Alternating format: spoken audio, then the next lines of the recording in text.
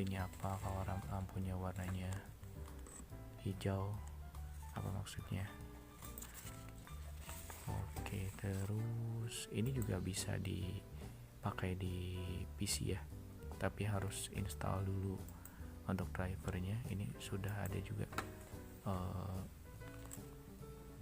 driver yang bisa di download kayaknya, tidak ada settingnya juga. Tapi yang paling saya suka sih sebetulnya ini kita bisa ngeprint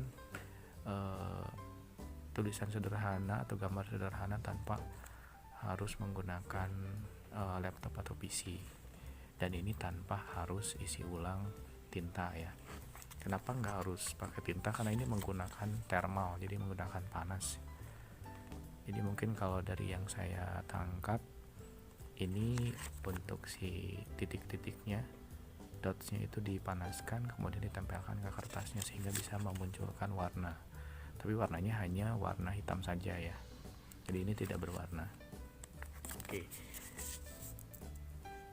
terus dilanjut lagi, ini di dalamnya ada juga untuk kabel USB ya, karena memang untuk powernya